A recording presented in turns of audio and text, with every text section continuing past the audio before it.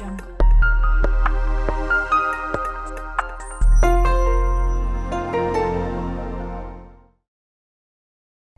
Hello and welcome. This is AD4 TV Radio. We're driving from Abuja, the Nigerian capital. And this is exclusive interview. My name is Tunde Hassan. The convergence on cyberspace is one of the profound and defining activity in the world today, affecting and impacting on practically every aspect of life, including security. On exclusive interview, we'll be looking at how the cyberspace is also creating additional challenge for security management across the globe. Our focus will be Nigeria and the rest of West Africa. And I'm here joined by one of the leading voices with respect to cybersecurity matters, that is the SMEs. He's a leading voice and expert in that. He's an associate professor in cybersecurity and computer science with the Nasarawa State University, where he also sits as the executive director of cybersecurity studies within that institution. I'm talking about Associate Professor Uche Mbenaso. Diversification is today the preferred path to strategic reordering of most economies in the world. The era of monostrategy in tailoring economic activities has become less attractive. Experts believe leveraging on digital tools would lead to more purposeful economic diversification. Considering Nigeria's growing population and the dwindling oil revenue, it is in the best interest of the country to harness other areas to diversify its economy. Digital technologies, which are changing the world at a fast pace, are one sure path to take. Already, countries around the globe are keying into the initiative for a sustainable development. In Nigeria, the implementation of the National Digital Economy Policy and Strategy (NDEPS) in less than 2 years of its launch has had significant impact on the economy. The digital sector is estimated to have contributed 17.90% to the gross domestic product (GDP) in second quarter of 2021. This figure rose from 13.83% in 2018, according to the Minister of Communications and Digital Economy, Dr. Isa Ali Ibrahim Pantami. The NDEPS initiative has so far transformed most aspects of Nigeria and is enabling the country take advantage of digital economy spectrum. The goal is to become a leading player in the global digital space. Digital economy refers to an economy that is based on digital computing technologies.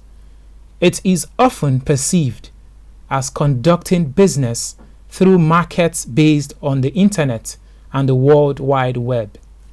Deepening and scaling up Nigeria's presence in digital convergence is generally considered strategic.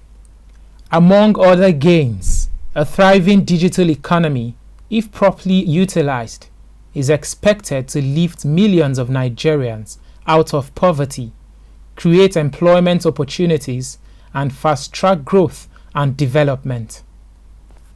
Associate Professor Uche Mbenaso is a cyber environment subject matter expert.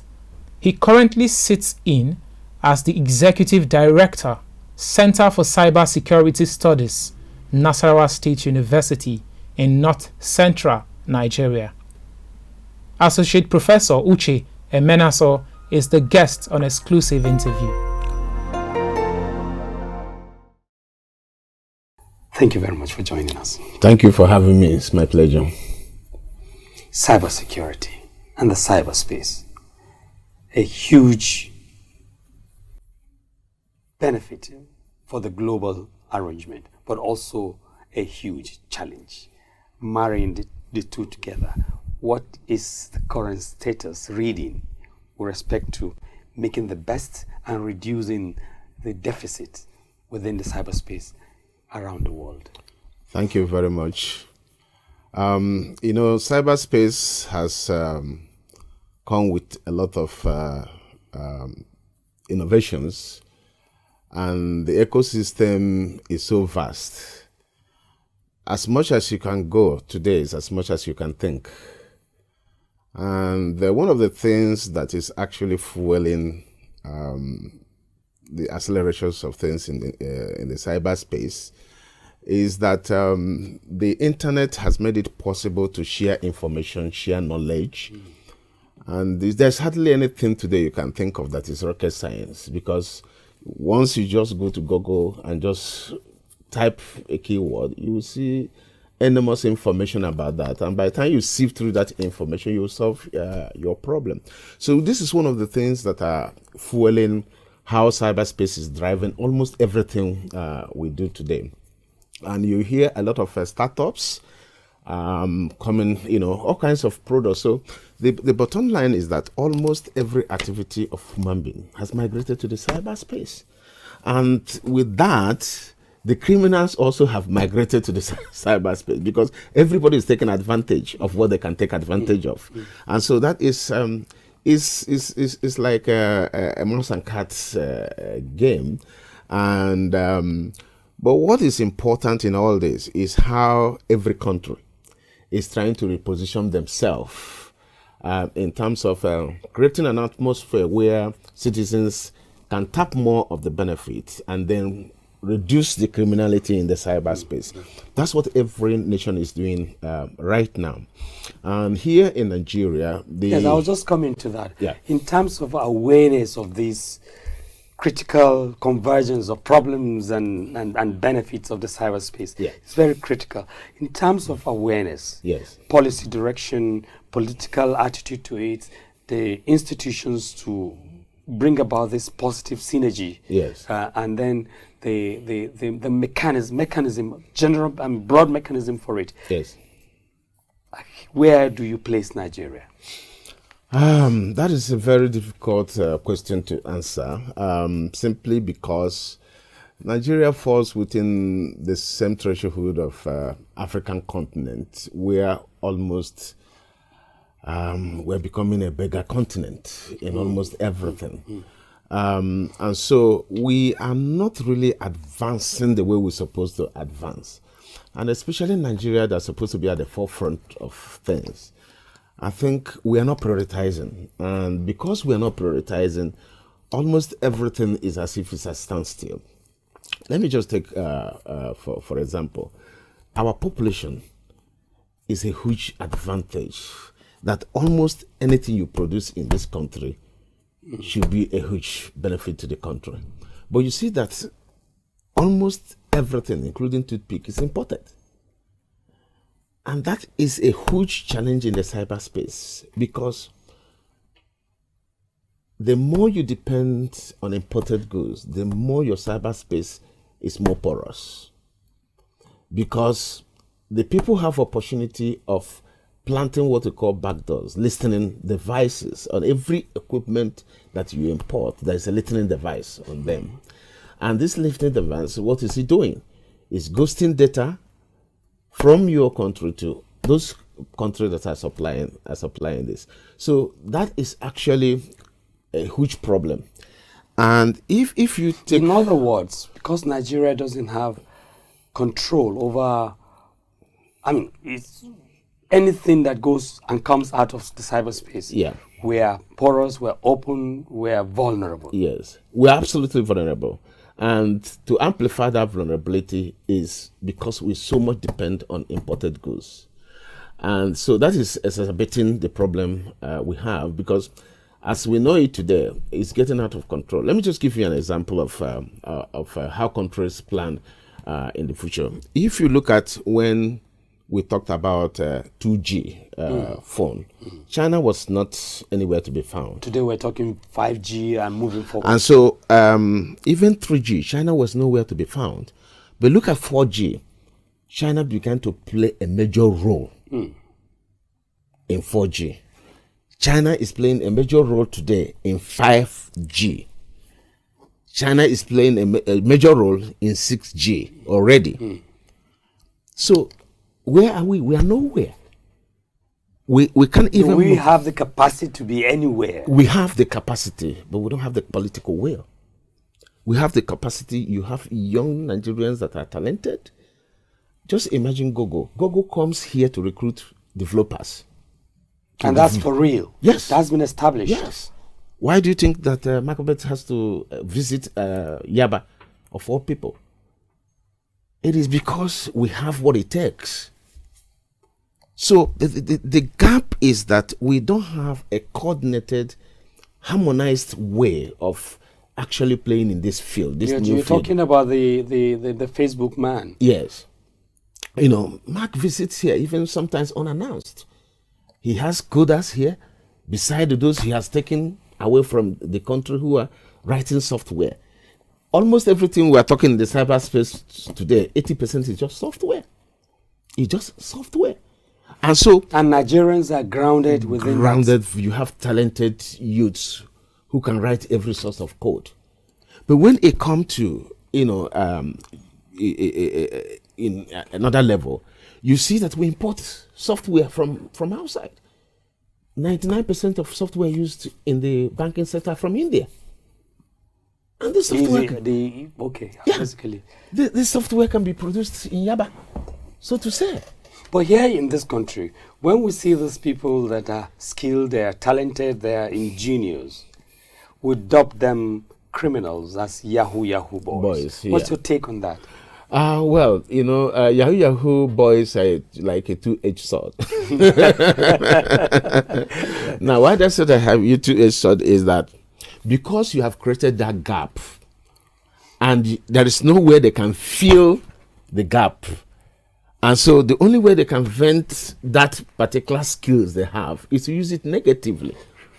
But if you are seriously coordinating them, allowing them to use those talents to be more productive to the society, then you will see that it become positive because they will see where they can actually vent their talents and it is used, effectively, and it brings back return to them. They will be happy. But because you are not tapping the resources around you, and so they use it for negative things. Are we justifying what is going on? No, it's not really justifying, but I think we need to wake up. We need to wake up. The activities in the cyberspace today is not like the physical world. So you need to be more coordinated. That coordination is very, very key to survive in the cyberspace. You don't just leave it ad hocly, or you don't just leave it free for all. You must coordinate. And the essence of coordinating, for instance, how many experts do you have in this area? It's fundamental. Because when an incident happens, you know that at a press of a button, a country can be grounded. A country can be grounded. Now, Nigeria is that vulnerable. Yes, at a click of a button. Now, if such incidents happen, like we have, for instance, any of our financial institutions, few weeks ago, MTN was a sort of, and nobody knew what happened. And so if you have that situation, how can you be able to assemble your experts, to deconstruct and be able to provide a way forward? So there are a lot of gaps because we're not coordinated. It seems that everybody is doing whatever he likes. Okay. Cybersecurity is a huge challenge, not just to Nigeria. Yeah. What are we doing? As an expert in this, yes. Are we getting it right? In terms of institutional attention to it, yes. Is there any? I remember not too long ago, the National Security Agency put together a team of experts to begin to look at it. Yeah. And I think there's also a document in the yes. works now yes. in the National Assembly to to firm up our laws guide regarding the cyberspace generally, not just in terms of security. Are we getting it? Yeah, right? yeah. I think 2021. You mentioned also coordination. Yes, 2021. Something has started. The Office of National Security Advisor, wrote up what we call National Cybersecurity Policy and Strategy 2021, and for the past say 4 weeks, 4 months, there have been a kind of sensitization exercise going all over the country, trying to create that awareness of what the cyberspace is all about and the security issues and the roles and responsibilities of all stakeholders. And I think that's a very, very good way to start. And with the National Cybersecurity Coordination Center that is also in the pipeline, I think that will help tremendously to be able to help us how we actually coordinate. I don't want to use control because you cannot really control cyberspace, but coordinate, I think, is an important word there.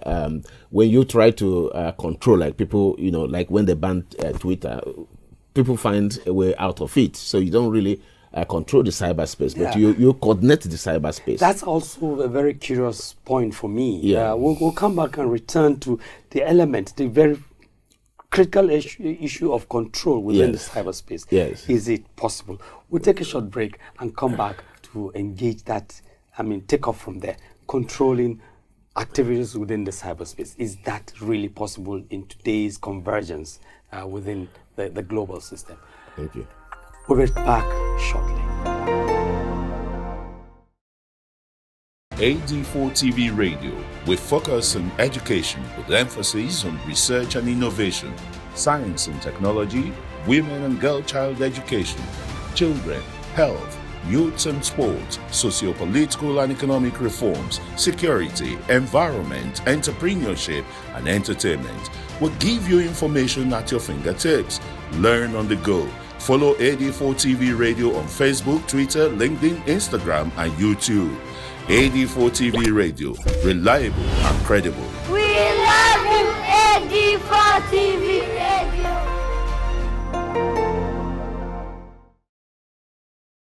You're welcome back. Exclusive interview on AD4 TV Radio. I'm still with Associate Professor Uche Benaso, the Executive Director, Center for Cybersecurity Studies, Nasarawa State University. He's one of the leading minds with respect to the subject, as a subject matter expert within the context of the cyberspace. Once again, thanks for being with us. It's a pleasure. Before we took that break, where the conversation was leading towards the issue of control and censorship, or some measure of reining the entire cyberspace in, maybe by way of state action.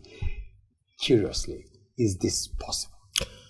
Well, to a certain extent, it's possible to control the internet.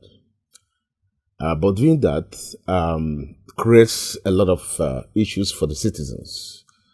If you recall, when Twitter was banned, there was this outcry that many of our youth depended on Twitter for their daily income. And so one of the things internet brought, which once you start trying to censor and trying to control, you take away the huge benefit of the internet, is globalization. And it also creates a huge social problem. So it's globalization. So you are here today, you can buy goods from China and it's sent to you. And as well as you have goods here, you can sell it to Chinese citizens and they buy and you send it to them. And so once you try to censor and control the internet, then you have a lot of detrimental issues to your citizens and the economy can actually suffer. Because that is one of the benefits of the internet, that actually nobody owns the internet, as it were. We say it. Nobody owns it. Can we say that with certainty? Is it logical to say nobody owns it? Yes, nobody owns it because earlier you were saying that we have a situation where everything is imported. For instance, within the context of Nigeria, we're dependent on the outside. Yes, we depend on the outside because we are talking about the equipment. Okay. Most of the devices and components, mobile phones and everything we use are all imported. So we are not reducing our dependency. And not reporting that your dependency means a huge vulnerability for the nation. Just imagine your smartphone today is as more powerful than even any computer you can see. And what that can do is people even earn a living using only smartphone. People can create news using a mobile phone. They can do almost what traditional media, and so sorts of things. When you begin to censor or try to control, you shortchange your citizens, and your economy too will suffer. And you now, sort of creates that gap we're talking about, and then they'll find another way of venting their talents, and such brings a lot of social problem. Let's look at the cyberspace and the key question of data gathering, data management, and data utilization. Yeah. We know for sure that the cyberspace enhances the processes of data management generally. Yeah. But we do not seem to be able to even harness that in this country, given the multiplicity of data points in the country, even on a single data requirement. For instance, you go to the banks, it's the same thing you give. You go for driver's license, it's the same thing. The national passport, the national identity card, even admissions into school, you provide the same date. Can't we have a bank for, and also within the cyberspace, to husband this, and you can have easy access, seamless, easy access to it that is convenient for everybody? Absolutely. Is it not achievable? Is it not doable? Absolutely. If you remember the word I used, I said coordinated. Everything in the cyberspace must be coordinated. Data, they say, is the new oil. Data is the new currency. Everything that is going in the cyberspace is data. And so data is the central point of everything will happen in the cyberspace. Data can be weaponized, so data can be used to kill. So everything revolve around data. And so how a nation manages data is critical. A critical point. And when we started the bill for data protection and privacy, we looked at it from the perspective of how GDPR was fashioned.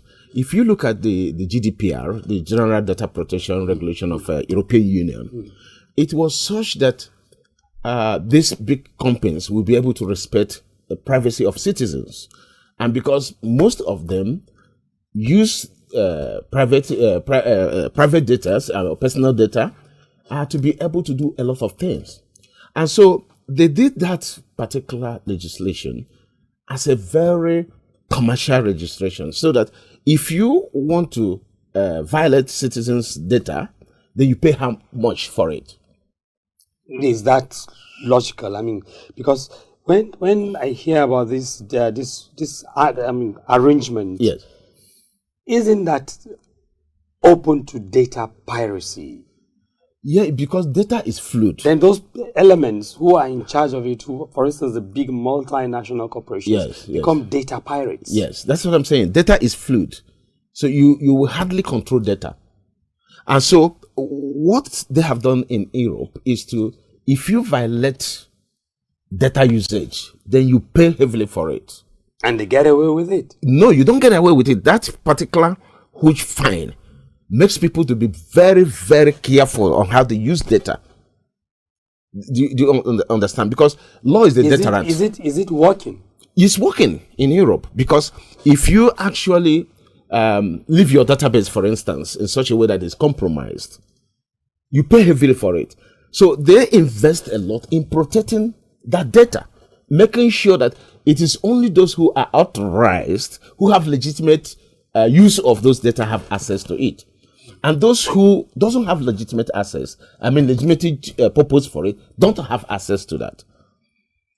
Now, but in Nigeria, our data protection, which is yet to be signed, doesn't look so good in that direction to actually deter for people from violating our data privacy. Is it in terms of the provisions of that that initiative, or it's just that it's not so good in the sense that the content is not okay? No, let me just tell you a practical example. If I can make 20 billion for violating data privacy, if I can make a profit of 30 billion, if I sell citizens' data, and you are giving me 5 million fine, wouldn't I go for it? If I make 20 billion, I give you 5 million. Does it make sense? In other words, the provisions of that regulation is not good enough. It's not good enough. In the context of what it's not deterrent. It's not deterrent enough. You have to, because if you don't, because everything you do is about calculating your risk. And so if I am going to make 20 billion for compromising data, and I pay a fine of 5 million, I'll go ahead and compromise that, make my 20 billion, and I give you your 5 million. And everybody's happy. But if it's the other way around, that if you... Everybody's happy except the victim of the bad. Well, that is the point. That is the point. That is the point. You see, especially we are so naive about cyberspace, and that is very, very worrisome. We really don't know the danger we face. Now, let me just point you at something. Almost European countries, they know where the cyberspace is going in the next 50 years, and they're preparing for it now. If you remember, Huawei was bound in Germany. You know, when the COVID came, and there was this conspiracy about that COVID-19 has something to do with 5G. It actually came from, the Western world, because they realized that China was ahead of them. Oh, it was a grand design to demarcate. Yes, to demarcate that, to a kind of stop them from being ahead. Now, because 5G opens the net for data acquisition. So imagine when Huawei now is going to supply all 5G base stations, and with insight of what is happening, they have access from China to every base station installed. So every data that moves within those base stations is reported in China. Is available to China to do whatever they feel to do with it, because data is the new currency. And so that is the problem. That is why the Western world said, no, wait a minute, we can't allow China. And so they brought that conspiracy theory. You understand? And now you can see America banned Chinese product, Germany banned Chinese product, Britain gave them a soft landing that their equipment can be used in certain places and not all the places. It was a negotiated. So that is pointing you there is something they are seeing. If there's nothing they are seeing. I just heard not too long ago the president, Muhammadu Buhari, was talking about the direction Nigeria was moving towards in terms of the 5G arrangement within the country. Isn't that an indication that at least as a state, there's a consciousness within the state? Yes, there is a consciousness. 5G is a very good thing. And I've spoke so much about 5G and security issues in a 5G. What is the gap is that we need to begin to think about the security issues around 5G. Okay? And for the fact that our 99% of our equipment is coming from China, we must begin to think. Chinese, they're not our friends. We are thinking they are our friends. The truth is that within the Nigerian economy now, Chinese is the ball player. Yes, it's the ball player. So in as much as there is economic issues, the security issues are so huge. Okay, it's just like putting your eggs in one basket.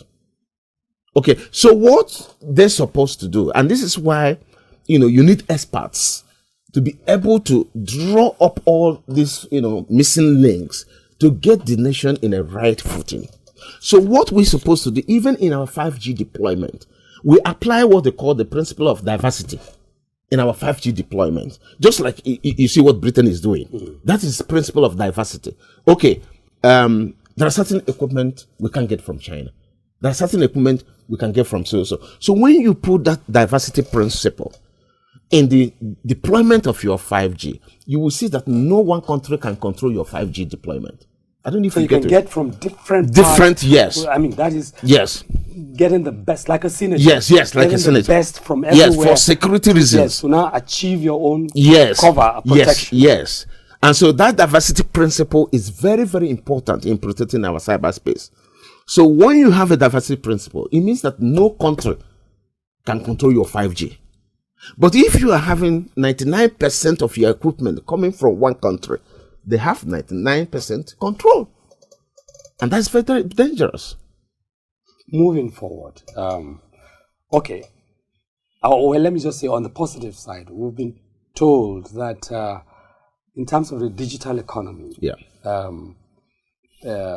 the cyber environment is the sector that has grown the fastest in the past in the past 1 year or so, about 9.something%. Yes. Is that must be a good indication? Absolutely.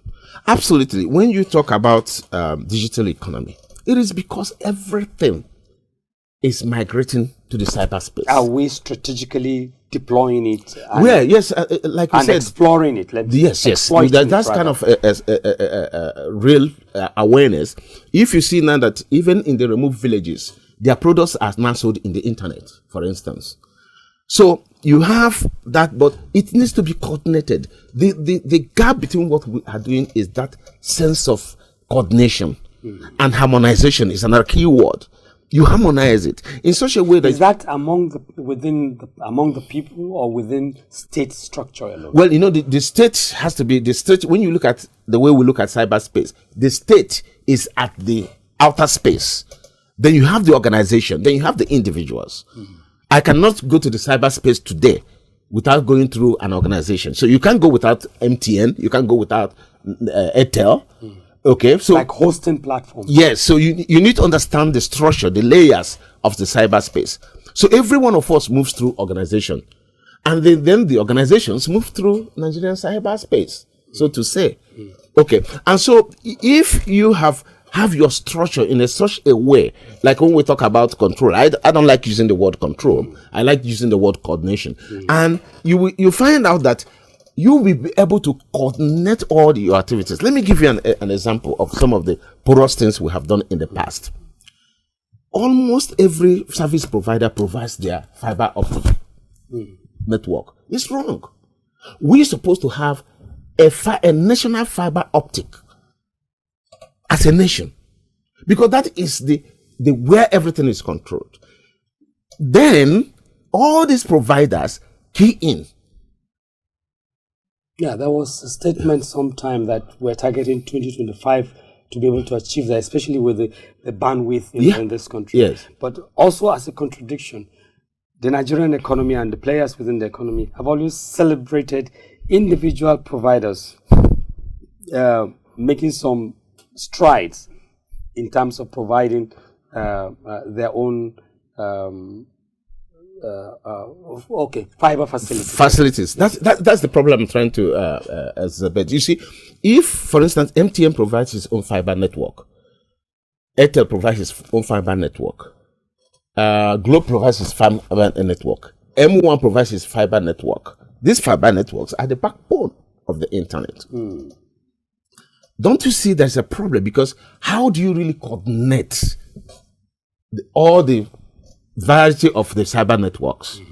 But what countries do is to provide one fiber network. An omnibus network. And these providers ride on that network.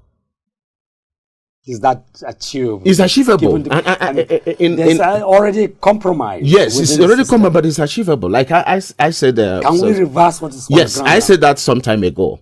That when you identify a problem, you don't see, let's just leave it because it is, we've made a mistake, we live on that mistake. You make more mistake going forward. What you do is to take a painful step. Okay, take a painful step. And taking that a painful step is buying off all these people have done and harmonize them. And then they will ride on our national backbone. Do you understand? When you have that, you have a cyberspace that is under the state. Now, when we say that nobody owns the cyberspace, we can decide, based on our population today, we say we're not connecting to the outside world. So, 200 million and over 200 million. In which part of the world does this happen? Because it's like expansion. China did it. China pulled out from the international internet. They have their internet. And Russia of recently is thinking of that. We're returning to the era of state control. State control. You understand what I'm saying? No, but the point is that if you take that that absolute measure of control, you lose the benefits. You lose the benefits because you are actually changing your citizens. Once you try to actually exercise that kind of control. But of course, for the sake of national security, you have to be, underneath, monitoring what is happening, sieving through what is happening, and making an actionable intelligence of what is happening, to actually provide security for the state. In the sense that when it comes to security matter, anything and everything done is fair and good. Yeah. Thank you very much, Prof.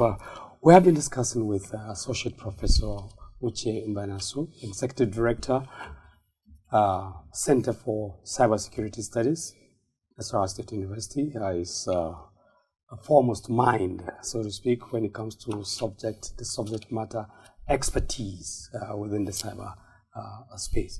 Thank you very much, Prof, for sharing your thoughts. Thank you very much. It's always my pleasure. And that's it on exclusive interview from AD4 TV Radio. Thanks for being with us. Thank you. Audio Jungle.